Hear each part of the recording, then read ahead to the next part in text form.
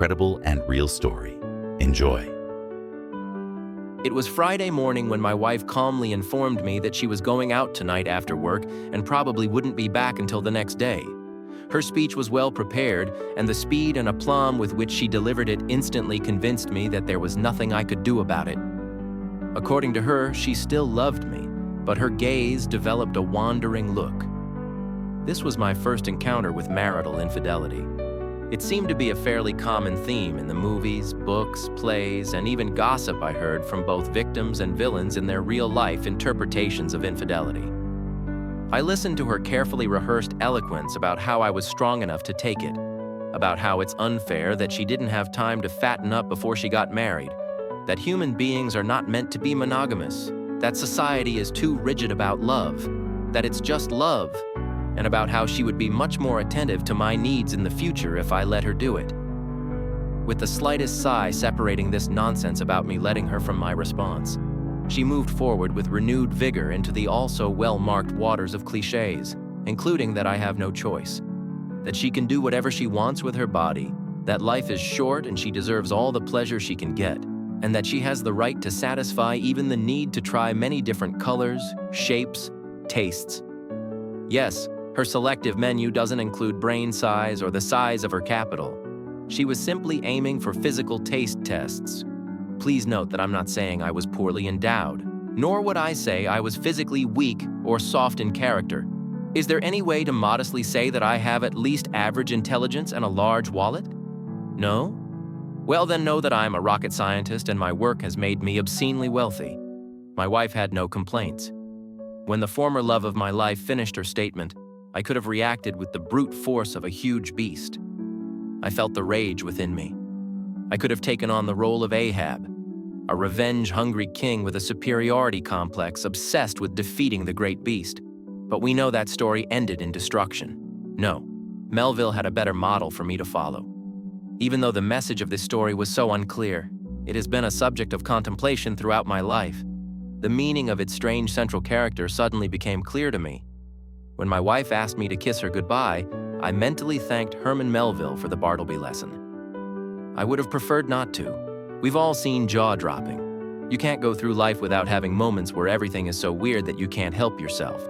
You're so stunned that you want to say something. You have to say something. You are so anxious to say something, but your brain is having such a hard time processing what you have seen that it has no words to put into your mouth. My wife's jaw dropped. Her mouth grotesquely opened.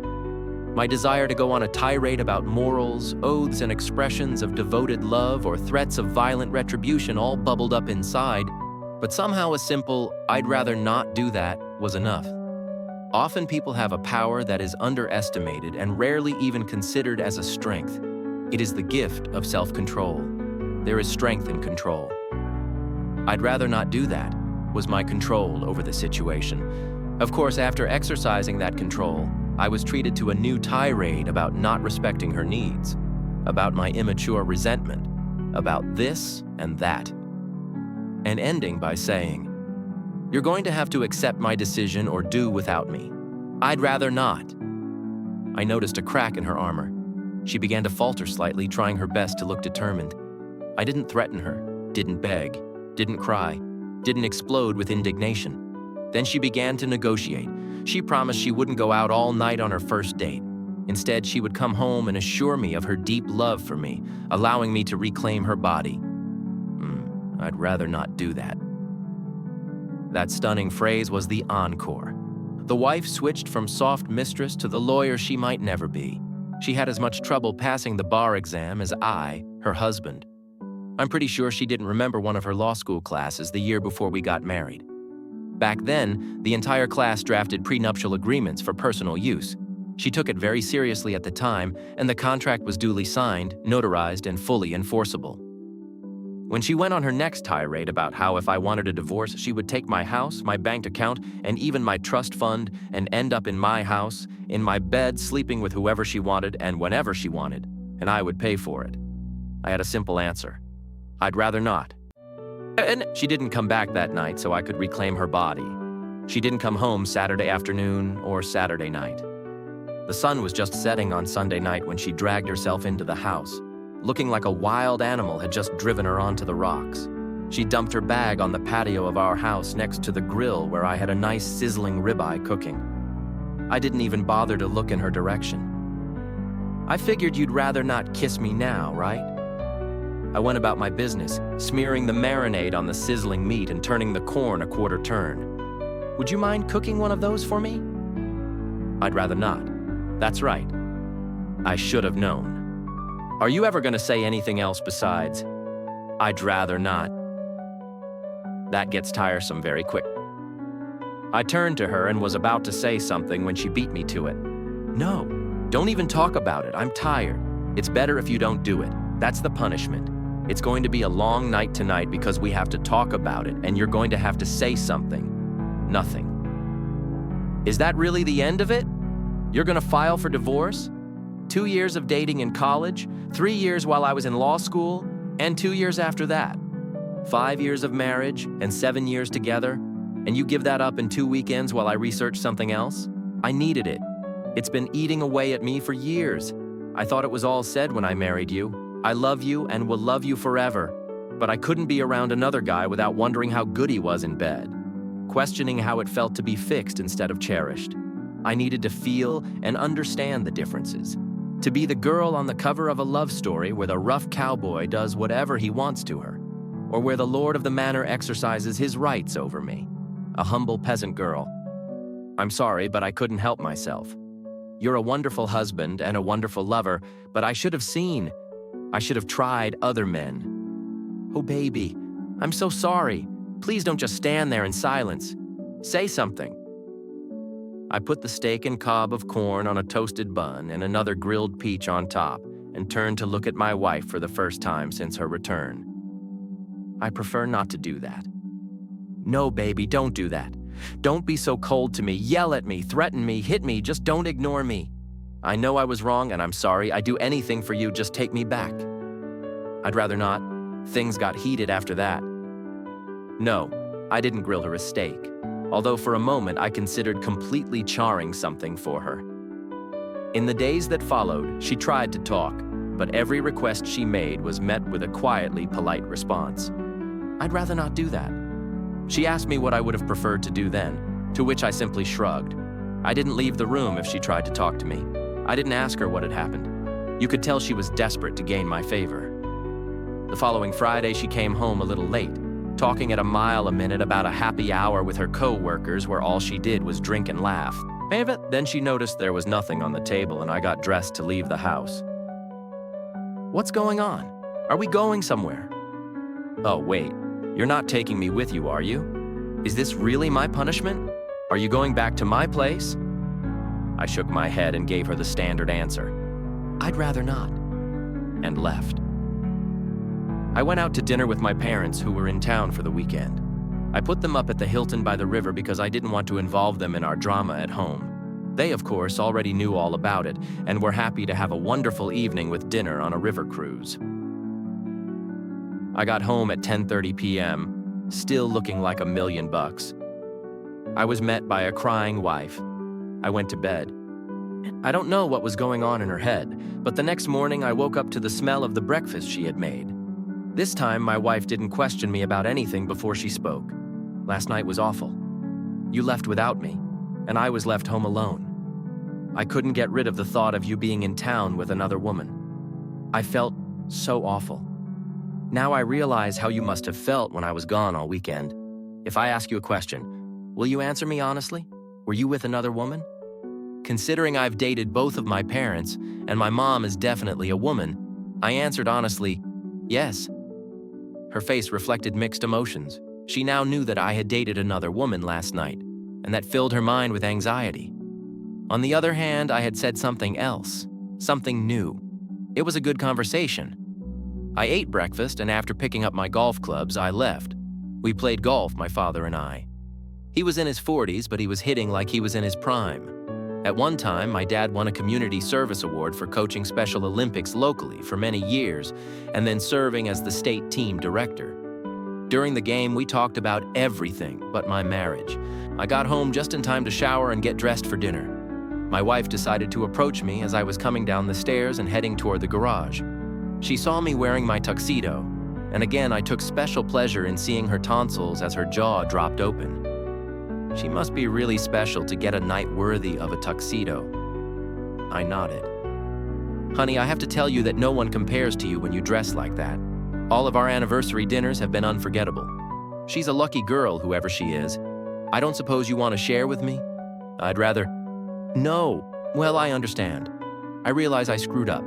I realize I tossed you aside and then spent the weekend humiliating you. I should never have done something like that. A wife's story about her weekend. I will always regret it. Friday date got me a burger at Wendy's on the way to the concert. He told me we had great seats, so I dressed... Well, you saw me. I was nice. Turns out our seats were so far away from the stage that I couldn't see the singers even through binoculars, so he made me buy a beer. Well, I was driving the whole way. It was my car, it was my gas, and then I bought dinner. Anyway, my first date in my big adventure happened with the cheapest douchebag in the state. On the way home, he started groping me with his hands. So when we were in our neighborhood, I waited until he stopped at a red light at an intersection, jumped out of the car, and went to McGuire's Lounge where a blues band was playing. The jerk tried to follow me, but you know Eric, the bouncer who works there when they have live bands playing. I told him the guy was a creep and was following me. Can you believe he's been following me? Like I promised him anything. When I went into the restaurant, I saw a guy I knew from work. He was there with some friends. We hung out, and I went to his house. But he was so drunk, I had to drive him myself. And when we got to his house, it turned out I was looking at the worst case of a hang-up ever. Then he just passed out and I had to sleep on his couch. I woke up this morning to him crawling all over me and telling me he would make it up to me. I responded by telling him how he would ever be able to ever make it up to me with his little outgrowth. That's when I got really stupid. Instead of looking at things clearly and finally appreciating what I had at home and coming back to you, I decided I needed to reassert my femininity and sexuality. So I went to the bar.